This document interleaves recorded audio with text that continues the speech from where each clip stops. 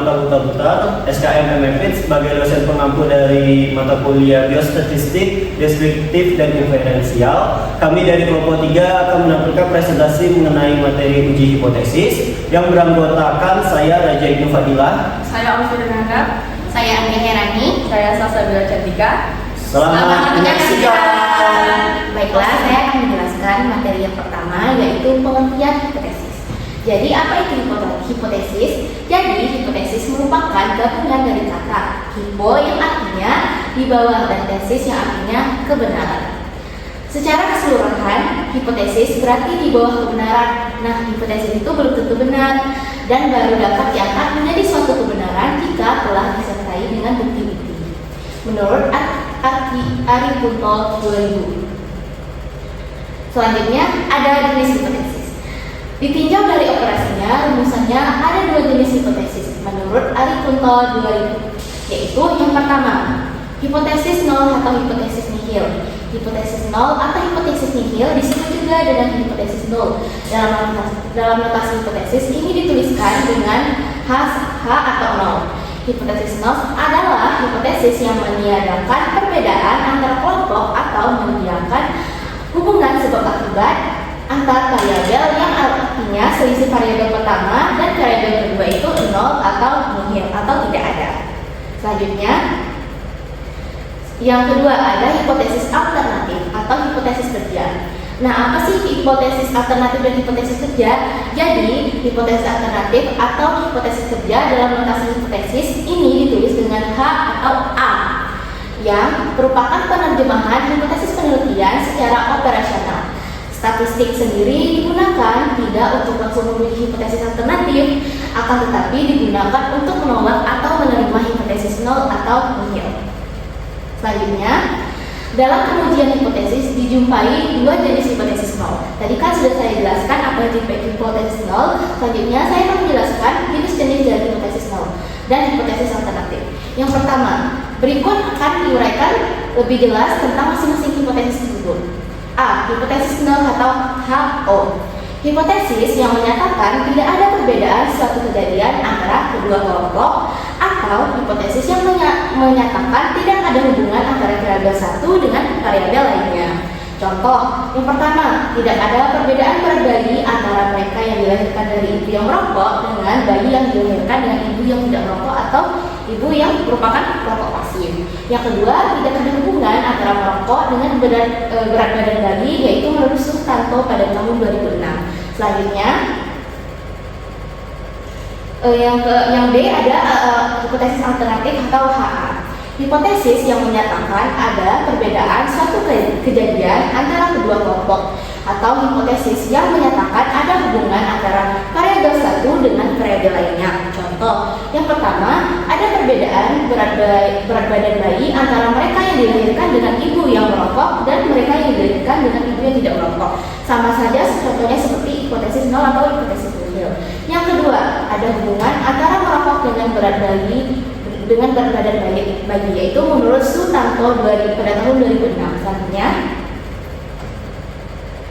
arah dan materi selanjutnya itu tadi kan saya sudah menjelaskan mengenai pengertian hipotesis. Selanjutnya saya akan menjelaskan mengenai arah dan bentuk hipotesis. Bentuk hipotesis alternatif akan menentukan analogi statistik apakah suatu arah one tail atau dua arah two tail. Yang pertama, one tail atau satu sisi. Ini menyatakan bila hipotesis alternatifnya menyatakan adanya perbedaan dan ada pernyataan yang mengatakan hal satu lebih tinggi atau rendah daripada hal yang lain. Contohnya, berat badan bayi dari ibu yang merokok lebih kecil daripada ibu yang tidak merokok atau ibu yang merokok pasif dibanding dengan berat badan. Yang B, two tail, dua sisi, merupakan hipotesis alternatif yang hanya menyatakan perbedaan tanpa melihat apakah satu lebih tinggi atau rendah dari berat badan yang lain. Contoh, berat badan bayi dari ibu yang merokok itu berbeda dibandingkan dengan berat badan bayi yang dari ibu yang tidak merokok. Atau dengan kata lain, ada perbedaan berat badan bayi antara mereka yang dilahirkan dari ibu yang merokok dibandingkan dengan ibu yang tidak merokok. Selanjutnya, contoh penulisan hipotesis. Suatu penelitian ingin mengetahui hubungan antara jenis kelamin dengan tekanan darah. Maka hipotesisnya sebagai berikut. HO. sama dengan A sama dengan B, tidak ada perbedaan min tekanan darah antara laki-laki dan perempuan, tidak ada hubungan antara jenis kelamin dengan tekanan darah. HI sama dengan A tidak sama dengan B, ada perbedaan min tekanan darah antara laki-laki dan perempuan atau ada hubungan antara jenis kelamin dengan tekanan darah. Next, selanjutnya merumuskan hipotesis. Materi selanjutnya itu merumuskan hipotesis. Hipotesis dapat berfungsi sebagai penuntun dalam proses penelitian, khususnya dalam pengumpulan data dan data penelitian. Teknik merumuskannya dapat mengikuti saran-saran sebagai berikut. Ada 4 saran. Yang pertama, hipotesis itu hendaknya menyatakan keterkaitan antara 2 atau lebih variabel, karena penelitian ilmiah adalah suatu proses untuk mengungkap keterkaitan baik dalam bentuk pengaruh, hubungan, atau sekadar perbedaan antara variabel yang satu dengan variabel lainnya. Yang kedua, hipotesis sebaiknya dirumuskan dalam bentuk kalimat yang padat dan jelas. Yang ketiga, hipotesis dirumuskan dalam bentuk kalimat yang deklaratif atau pernyataan. Yang keempat, hipotesis hendaknya dapat diteliti, karena hipotesis yang baik harus dapat menggambarkan ketersediaan data yang cukup memadai hingga dapat diuji secara langsung. Next, contoh cara merumuskan hipotesis. Berdasarkan tingkat penjelasan variabel yang diteliti, level of explanation, maka hipotesis dapat dibedakan menjadi 3 bentuk, yaitu ini bentuk yang dirumuskan oleh Sugiono pada tahun 2009. A. Hipotesis deskriptif. Hipotesis deskriptif merupakan dugaan atau jawaban sementara atau baru jawaban sementara terhadap nilai satu variabel dalam satu sampel, walaupun di dalamnya bisa terdapat beberapa kategori. Di mana sampel ini merupakan bagian dari populasi. Hipotesis deskriptif disebut juga dengan hipotesis mandiri karena digunakan untuk penelitian yang mempunyai jumlah variabel tunggal atau satu. Contoh yang pertama, hipotesis nol tentang HO.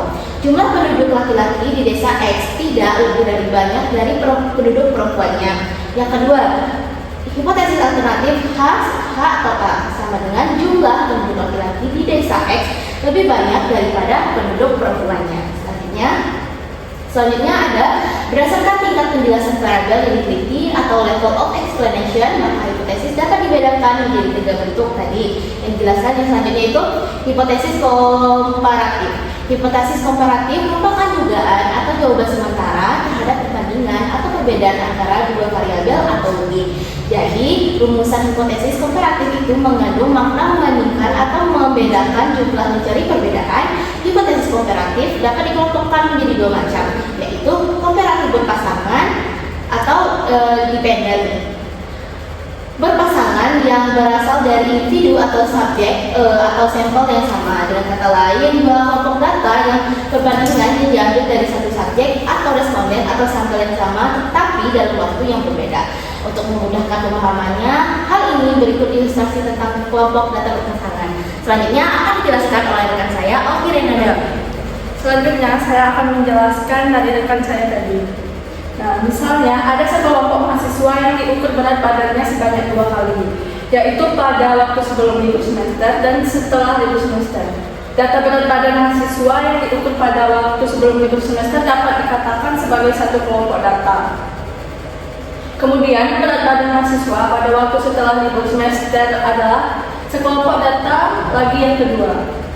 Dari segi jumlah, kita berarti mempunyai 2 kelompok data, yaitu berat badan mahasiswa sebelum libur semester dan berat badan mahasiswa setelah libur semester. Dari segi berpasangan, berarti kita mempunyai kelompok data yang berpasangan karena individu dari kedua kelompok data tersebut adalah sama. Dengan kata lain, bahwa data tentang berat badan mahasiswa tersebut diambil dari kelompok mahasiswa yang sama. Hanya saja pengukurannya dilakukan 2 kali, yaitu sebelum libur semester dan setelah libur semester. Selanjutnya, contoh rumusan hipotesis komparatif berpasangan. A. Hipotesis 0 atau H0. Tidak terdapat perbedaan berat badan mahasiswa antara sebelum dan sesudah libur semester. Yang B. Hipotesis alternatif atau HA. Terdapat perbedaan berat badan mahasiswa antara sebelum dan sesudah libur semester. Yang kedua, komparatif tidak berpasangan atau independent unpaired. Tidak berpasangan dimaksud adalah apabila data berasal dari individu atau subjek yang berbeda, dalam hal ini dua kelompok data atau lebih yang akan diperbandingkan atau dikomparasikan berasal dari dua kelompok responden atau sampel yang berbeda. Untuk memudahkan pemahaman akan hal ini, berikut adalah ilustrasi tentang kelompok data tidak berpasangan. Misalkan kita akan mengukur tekanan darah pada subjek penelitian, di mana subjek penelitian tersebut berasal dari dua kelompok, yaitu kelompok pekerja pabrik dan kelompok atlet. Selanjutnya, data tekanan darah pada kelompok pekerja pabrik adalah satu kelompok data, sedangkan data tekanan darah pada kelompok atlet adalah kelompok data yang lain. Dengan demikian, dari segi jumlah, terdapat dua kelompok data, yaitu kelompok data tentang tekanan darah pada responden pekerja pabrik dan kelompok data tentang tekanan darah pada responden atlet. Sedangkan dari segi berpasangan, terdapat kelompok data yang tidak berpasangan karena individu yang merupakan subjek penelitian atau responden terdiri dari dua kelompok yang berbeda, yaitu kelompok pekerja pabrik dan kelompok atlet. Selanjutnya, contoh rumusan hipotesis komparatif tidak berpasangan ini adalah sebagai berikut.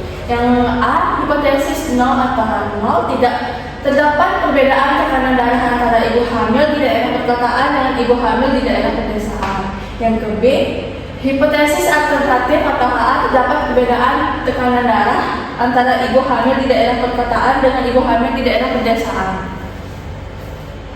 Berdasarkan tingkat penjelasan variabel yang diteliti atau level of explain, maka hipotesis dapat dibedakan menjadi tiga bentuk. Menurut Sugiono 2009, yaitu C. Hipotesis korelatif. Hipotesis korelatif merupakan dugaan atau jawaban sementara terhadap hubungan antara dua variabel atau lebih. Jadi pada rumusan hipotesis korelatif terkandung makna untuk membuktikan hubungan atau korelasi antara dua variabel tanpa bermaksud untuk membedakan atau membandingkan. Contohnya yang pertama, hipotesis 0 atau H0, tidak ada hubungan antara tingkat pendidikan dengan pengetahuan masyarakat dengan Down syndrome. Yang kedua, ada hipotesis alternatif atau HA. Ada hubungan antara tingkat pendidikan dan pengetahuan masyarakat tentang Down syndrome. Selanjutnya, nah, berikut ini adalah macam-macam pengujian hipotesis. Yang pertama, berdasarkan jenis parameternya, pengujian hipotesis tentang rata-rata atau uji dua sampel berpasangan. Yang B, pengujian hipotesis tentang proporsi. Yang C, pengujian hipotesis tentang varians atau ANOVA. Yang kedua, berdasarkan jumlah sampelnya. Yang A, pengujian sampel besar M lebih besar dari 30. Yang B, pengujian sampel kecil M lebih kecil dari 30. Yang ketiga, berdasarkan jenis distribusinya. A, pengujian hipotesis dengan distribusi Z. Yang B, pengujian hipotesis dengan distribusi T atau T-table student. Yang C, pengujian hipotesis dengan distribusi X2 C-square. Yang D, pengujian hipotesis dengan distribusi F, table F ratio. Yang keempat, berdasarkan arah atau bentuk formulasi hipotesisnya. Yang A, pengujian hipotesis dua pihak atau two-tailed test. Yang B, pengujian hipotesis pihak kiri atau sisi kiri. Yang C, pengujian hipotesis pihak kanan atau sisi kanan. Nah, kesalahan pengambilan keputusan. Terdapat dua jenis kesalahan pengambilan keputusan dalam uji statistik. Yang pertama itu kesalahan tipe X, yaitu alpha. Kesalahan ini merupakan menolak H0, padahal sebenarnya H0 benar. Artinya menyimpulkan adanya perbedaan, padahal sesungguhnya tidak ada perbedaan. Peluang kesalahan tipe 1 adalah atau sering disebut tingkat signifikan atau signifikan level. Yang kedua, sebaliknya peluang untuk tidak membuat kesalahan tipe 1 adalah sebesar 1 min atau tingkat kepercayaan atau confidence level. Yang kedua ada kesalahan tipe 2 atau beta. Merupakan kesalahan tidak menolak H0 padahal sebenarnya H0 salah. Artinya menyimpulkan tidak ada perbedaan padahal sesungguhnya ada perbedaan. Yang kedua, peluang untuk membuat kesalahan kesalahan tipe 2 sebesar beta. Peluang untuk tidak membuat kesalahan tipe kedua adalah sebesar 1 dikurang beta dan dikenal sebagai tingkat kekuatan uji atau goal of the test. Tabelnya keputusan tidak menolak H0 populasinya H0 benar, H0 salah. Tidak menolak H0 benar 61 dikurang alfa. H0 salah, kesalahan tipe 2 beta. Menolak H0 benarnya kesalahan tipe 1 beta. Benar 1 dikurang beta. Dalam pengujian hipotesis dikehendaki nilai alfa dan beta kecil atau 1 dikurang beta sama dengan besar. Namun hal ini sangat sulit karena bila nilai alfa kecil maka nilai beta akan semakin besar. Berhubung harus dibuat keputusan menolak atau tidak menolak H0, maka harus diputuskan untuk memilih salah satu saja yang harus diperhatikan, yaitu alfa dan beta. Untuk lebih amannya dipilih nilai alfa. Selanjutnya akan dijelaskan oleh rekan saya Salsabila Cantika. Selanjutnya saya akan melanjutkan penjelasan dari rekan saya tadi, yaitu tentang tingkat kemaknaan. Penentuan tingkat kemaknaan atau level of significance. Pada slide ini, tingkat kemaknaan atau level of significance dijelaskan sebagai kesalahan tipe 1 yang ditandai dengan notasi alfa. Notasi alfa menunjukkan peluang salah ketik kita menolak hipotesis 0. Jadi, alfa adalah batas toleransi kesalahan untuk menyatakan adanya perbedaan atau hubungan, padahal sebenarnya tidak ada. Jika kita menolak H0, berarti kita mengatakan ada perbedaan, dan nilai alfa ini adalah batas maksimal kita salah dalam menyatakan adanya perbedaan. Karena itu, alfa bisa diartikan sebagai batas maksimal kesalahan ketika kita menyimpulkan adanya perbedaan. Next. Penentuan nilai alfa tergantung dari tujuan penelitian. Yang sering digunakan adalah 10%, 5%, dan 1%. Pada bidang perikanan, biasanya menggunakan 5%. Namun, apabila pengujian obat pada organisme perairan, maka digunakan batas toleransi kesalahan yang lebih kecil, misalnya 1%. Next. Selanjutnya prosedur uji hipotesis, yaitu ada uji bivariat, uji hipotesis. Prosedur uji hipotesis adalah sebagai berikut. Yang pertama, menentukan H0 atau null hipotesis dan HA alternatif hipotesis. Yang kedua, menentukan tingkat kepercayaan, misal tingkat kepercayaan 95% atau tingkat signifikan alfa 5%. Yang ketiga, menentukan statistik hitung. Nilai statistik hitung tergantung pada metode statistik yang digunakan. Yang keempat, mengambil keputusan. Keputusan terhadap hipotesis di atas ditentukan dengan membandingkan nilai statistik hitung dengan tingkat signifikan atau alfa. Next. Lalu prosedur uji hipotesis yang pertama, menetapkan hipotesis 0 atau H0 dan hipotesis alternatif HA. Yang kedua, menentukan uji statistik yang sesuai. Jenis uji statistik tergantung dari yang pertama jenis variabel yang akan dianalisis, yang kedua jenis data apakah dependen atau independen, yang ketiga jenis distribusi data populasi apakah terdistribusi normal ataukah tidak. Contohnya, jenis uji statistik untuk mengetahui perbedaan min menggunakan uji T atau uji ANOVA. Yang kedua, jenis uji statistik untuk mengetahui perbedaan proporsi menggunakan uji chi-kuadrat. Next.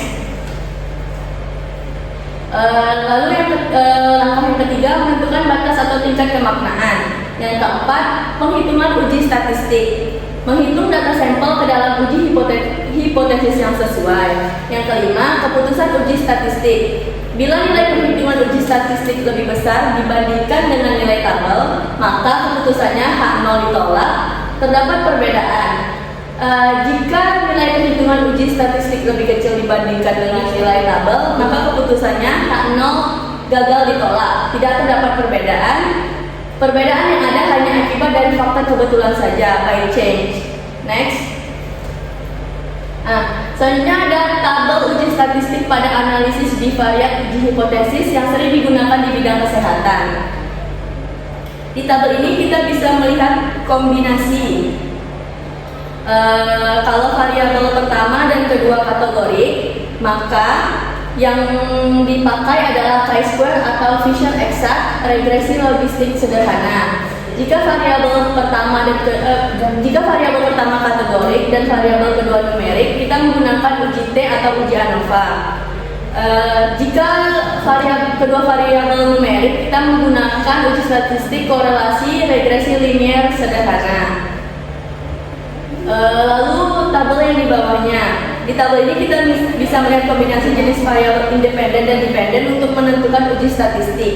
Kalau variabel independennya kategori dan variabel dependennya juga kategori, maka uji yang digunakan adalah chi-square atau regresi logistik sederhana. Kalau variabel independennya kategori, tapi variabel dependennya numerik, maka pilihan uji terbaik bagi itu adalah t-test paired sebelum sesudah, yang kedua t-test independen jika dua kategori, dan yang ketiga ANOVA jika lebih dari dua kategori. Jika dua-duanya numerik, maka uji yang digunakan adalah korelasi atau regresi linear sederhana. Next. Berdasarkan ketiga indikator tersebut, maka dapat dibuatlah suatu tabel pedoman umum memilih teknik uji statistik untuk pengujian hipotesis secara bivariat atau dua sampel sebagai berikut menurut Sugiono pada tahun 2009, Dahlan pada tahun 2014, dan Stang pada 2018. Berikut adalah tabelnya. Pada tabel ini ditunjukkan panduan pemilihan teknik uji statistik berdasarkan skala data dan bentuk hipotesis. Untuk skala nominal, kalau komparatif berpasangan, gunakan McNemar. Kalau komparatif tidak berpasangan, pakai chi-square. Kalau korelatif, menggunakan koefisien kontingensi. Untuk skala ordinal, jika komparatif berpasangan, memakai Wilcoxon match pairs. Jika komparatif tidak berpasangan, memakai Mann-Whitney. Dan untuk yang korelatif memakai Spearman-Drake atau Kendall-Tau. Untuk skala interval atau rasio, jika komparatif berpasangan menggunakan Pirate t-test, jika komparatif tidak berpasangan menggunakan Independent t-test, jika korelatif menggunakan percent product moment. Tapi syaratnya adalah data harus berdistribusi normal. Jadi tabel ini intinya menunjukkan hubungan antara skala data dan uji statistik yang tepat. Berdasarkan tabel pedoman umum pemilihan uji bivariat sampel tersebut dapat dijelaskan secara naratif sebagai berikut. A. Untuk menguji hipotesis komparatif bivariat dua kelompok data yang berpasangan dengan skala data berbentuk nominal, maka teknik uji statistik yang digunakan adalah McNemar. Untuk menguji hipotesis komparatif bivariat dua kelompok data yang berpasangan atau dependen dengan skala data berbentuk ordinal, maka teknik uji statistik yang digunakan adalah Wilcoxon match pair. Yang ketiga, untuk menguji hipotesis komparatif bivariat dua kelompok data yang berpasangan atau dependen dengan skala data berbentuk. Selanjutnya, numerik atau interval rasio, maka teknik uji statistik yang digunakan adalah uji T berpasangan atau pair t-test. Teknik uji statistik ini merupakan statistik parametrik, sehingga untuk tetap dapat menggunakannya data harus berdistribusi secara normal melalui uji normalitas data. Apabila setelah uji normalitas ternyata data tidak berdistribusi normal, maka harus menggunakan alternatif uji T berpasangan tersebut, yaitu uji Wilcoxon. Untuk menguji hipotesis komparatif bivariat dua kelompok data yang tidak berpasangan dengan skala data berbentuk nominal, maka teknik uji statistik yang digunakan adalah chi-square. Untuk menguji komparatif bivariat dua kelompok data yang tidak berpasangan atau independen dengan skala data berbentuk ordinal, maka teknik uji statistik yang digunakan adalah Mann-Whitney test. Next. Untuk menguji hipotesis komparatif bivariat dua kelompok data yang tidak berpasangan atau independen dengan skala data yang berbentuk numerik atau interval rasio, maka teknik uji statistik yang digunakan adalah uji T tidak berpasangan atau t-test independen atau independent sample t-test. Teknik uji statistik ini merupakan statistik parametrik, sehingga untuk tetap dapat menggunakan datanya harus berdistribusi secara normal melalui uji normalitas data. Apabila setelah uji normalitas ternyata data tidak berdistribusi normal, maka harus menggunakan alternatif dari uji T berpasangan tersebut, yaitu Mann-Whitney test. Untuk menguji hipotesis korelatif bivariat dua kelompok data dengan skala data berbentuk nominal, maka teknik uji statistik yang digunakan adalah Untuk menguji hipotesis korelatif bivariat dua kelompok data dengan skala data berbentuk ordinal, maka teknik uji statistik yang digunakan adalah Spearman-Rank correlation atau kendal tahu. Yang I, untuk menguji hipotesis korelatif bivariat dua kelompok data dengan skala data berbentuk numerik atau rasio interval, maka teknik uji statistik yang digunakan adalah Percent Product Moment. Teknik uji statistik ini merupakan statistik parametrik, sehingga untuk tetap dapat menggunakannya, data harus berdistribusi normal melalui uji normalitas data. Apabila setelah uji normalitas ternyata data tidak berdistribusi normal, maka harus menggunakan alternatif dari uji percent product moment tersebut, yaitu uji Spearman-Rank. Selanjutnya akan dijelaskan oleh rekan saya, Raja. Baik teman-teman, saya akan melanjutkan presentasi dari teman saya mengenai hipotesis. Yang pertama ada panduan memilih teknik uji statistik bivariat pada hipotesis korelatif SBB Dahlan 2017. Yang pertama itu ada untuk uji bivariat pada hipotesis korelatif, di mana skala data antara dua variabel yang dianalisis berupa numerik dengan numerik. Lalu juga maka uji statistik yang dapat digunakan adalah percent product moment. Mengapa? Karena teknik uji statistik ini merupakan statistik parametrik, karena numetrik dengan numetrik, sehingga untuk tetap dapat menggunakannya paling tidak salah satu variabel mempunyai data yang berdistribusi secara normal melalui uji normalitas data. Apabila setelah uji normalitas ternyata semua data tidak berdistribusi normal, maka harus menggunakan alternatif, yaitu uji Spearman-Rank. Next.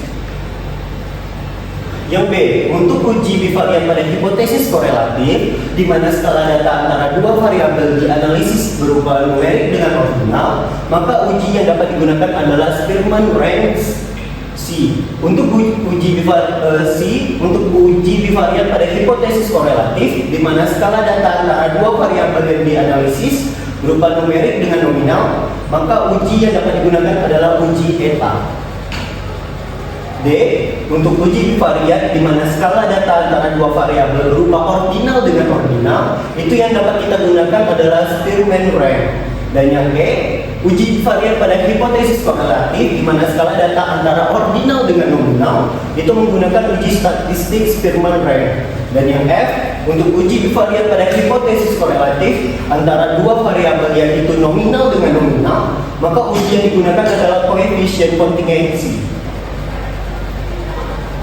Membuat kesimpulan atau interpretasi hasil uji hipotesis. Nah, bagaimana sih cara kita bisa membuat kesimpulan atau interpretasi hasil uji hipotesis dari hipotesis yang sudah kita buat? Nah, untuk menarik kesimpulan, itu kita dapat lakukan dengan menggunakan pedoman sebagai berikut. Akan saya jelaskan. Yang pertama, membandingkan nilai T hitung dengan nilai T tabel. Nilai T tabel yang dimaksud adalah didapatkan dari tabel-tabel statistik yang ada. Biasanya terdapat pada lampiran buku-buku Statistiska. Cara ini terdapat dua kemungkinan kesimpulan, yaitu A, bila nilai T dihitung lebih besar daripada nilai T pada tabel, maka dapat disimpulkan bahwa HA diterima, yang berarti bahwa HO ditolak. Atau B, bila nilai T hitung ternyata lebih kecil daripada nilai T pada tabel, maka data dapat disimpulkan HO-nya diterima. Yang kedua, membandingkan nilai signifikansi atau p-value dengan nilai alpha. Dalam hal ini, nilai alpha yang digunakan adalah 0,05 karena diperuntukkan penelitian kesehatan lapangan atau sosial. Nah, cara ini juga ada dua kemungkinan kesimpulan. Yang pertama, bila nilai signifikansi atau p-value-nya lebih besar daripada alpha, yaitu p lebih besar daripada 0,05, maka dapat disimpulkan bahwa HO diterima, yang artinya HA ditolak. Namun, bila sebaliknya, maka itu diterima, ditolak HO-nya dan HA-nya yang diterima. Next. Penarikan kesimpulan dan menginterpretasikan hasil. Contoh-contoh tambahannya, contohnya seperti ini. Suatu sampel acak catatan 100 kematian di Amerika Serikat selama tahun lalu menunjukkan rata-rata usia mereka 71,8 tahun. Andaikan simpangan bakunya itu ada di 8,9 tahun, apakah ini menunjukkan bahwa rata-rata usia dewasa ini lebih dari 70 tahun? gunakan tingkat signifikansinya yang 5%. Nah, bagaimana cara kita menyelesaikan? Yang pertama kita melihat rumusan hipotesis statistiknya, yaitu HO bagi mu 70 dan H1 bagi mu lebih daripada 70. Uji yang dilakukan adalah uji satu arah dengan alfa 5%, nilai kritisnya adalah di Z kali 0,05 dan dari tabel distribusi normal baku diperoleh 1645. Sampel berukuran besar N-nya itu adalah 100 dan ekstrak ratanya itu adalah 83. Nah, kita masukkan ke dalam rumus, maka rata-rata dikurang min 0 dibagi ini. Nah, lalu didapatkan hasil akhirnya itu 2,02. Nah, keputusan akhirnya adalah karena nilai statistik uji ZH jatuh di daerah penolakan HO yaitu 2,02 lebih besar daripada 1,645, maka hipotesis HO ditolak dan simpulkan bahwa rata-rata usia dengan orang AS melebihi 70 tahun. Next.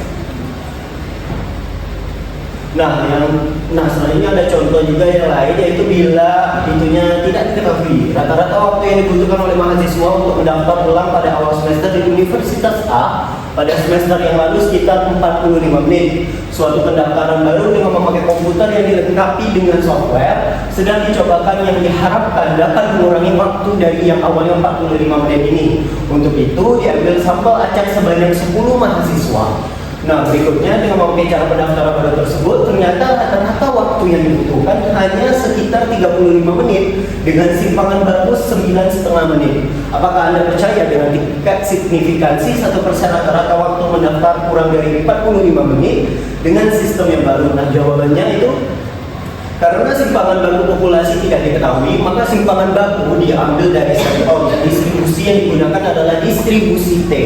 Nah, kita lihat ini rumusnya, lalu masukkan ke dalam hipotesis statistiknya dan didapatkan hasilnya yaitu nilai alfa sama dengan 0,01 dan derajat kebebasannya itu ada di N-1 sama dengan 10 kurang 1 sama dengan 9. Dari tabel T dengan derajat kebebasan 9 diperoleh T 0,01 2,821. Statistik uji yang dipakai adalah min 3,3 hasilnya. Nah, karena nilai T-nya itu sama dengan min 3,3 negatif, maka kita pakai nilai kritis T yang negatifnya, yaitu T sama dengan min 2,821. Untuk uji hipotesis yang dilakukan adalah uji satu arah. Untuk alfa sama dengan 0,01, nilai min 3,3 itu lebih kecil ternyata daripada min 2,821, yaitu nilai T berada pada penolakan HO yang kita lihat dapat di gambar 9. Mungkin teman-teman bisa lihat lebih dahulu untuk dimengerti. Nah, dengan akhir adalah keputusannya itu tolak HO dan simpulkan bahwa waktu yang dibutuhkan untuk mendaftar ulang lebih singkat daripada cara lama, yaitu 45 berbanding dengan 35. Next. Nah, contoh lain teman-teman, banyak sekali emang contoh dari hipotesis ini. Misalnya seorang dokter ingin menguji apakah dosis obat yang biasa dipakai 50 mg masih cocok untuk situasi dan kondisi di zaman sekarang. Karena situasi penyakit yang semakin berkembang diduga perlu peningkatan dosis obat untuk menyembuhkan penyakit. Dibuatlah hipotesis serta rata-rata dosis menyembuhkan. Itu dalam pasangan. Misalnya kita lihat dapat datanya itu HO sama dengan 50, H1 sama dengan lebih daripada 50 dengan yang menyatakan rata-rata dosis obat yang menyembuhkan penyakit. Jika pasangan hipotesis di atas diuji dan kesimpulan yang biasa terjadi adalah menerima HO atau menolaknya, diharapkan bahwa kesimpulan yang diambil adalah tepat. Nah, tetapi kalau kesalahan terjadi, jenis kesalahan yang mungkin itu ada beberapa. Yang pertama adalah kesalahan jenis 1, yaitu menolak HO yang benar. Ini berarti dokter akan menaikkan dosis obatnya yang sebetulnya tidak diperlukan. Nah, akibatnya pasien bisa mengalami overdosis. Nah, dan mengakibatkan penyakit lain dan bisa berakibat kematian. Yang kedua adalah menerima HO yang salah. Dalam hal ini dokter tetap menggunakan dosis yang sama, sementara penyakit ternyata membutuhkan dosis yang lebih tinggi. Akibatnya pasien tidak sembuh walaupun berobat terus-menerus, sehingga memperpanjang penderitaannya dan menyebabkan kerugian ekonomi atau finansial tentunya. Yang kedua, lalu ada contoh pertama, contoh 1. Pengujian hipotesis bahwa suatu jenis vaksin baru lebih efektif mencegah penyakit AIDS, maka rumusan hipotesisnya adalah hipotesis 0, HO sama dengan vaksin baru berbanding vaksin baru, sama dengan vaksin lama hipotesis alternatif. H1 berbanding vaksin baru lebih efektif daripada vaksin lama. Contoh kedua, seorang dokter mengatakan bahwa lebih dari 60% pasien kanker adalah karena merokok. Hipotesis 0, H0-nya sama dengan 0,6, hipotesis alternatifnya H1 sama dengan P lebih dari 0,6. Demikian presentasi dari kelompok 3. Kami ucapkan terima kasih atas perhatiannya. Wabillahi taufiq wal hidayah. Wassalamualaikum.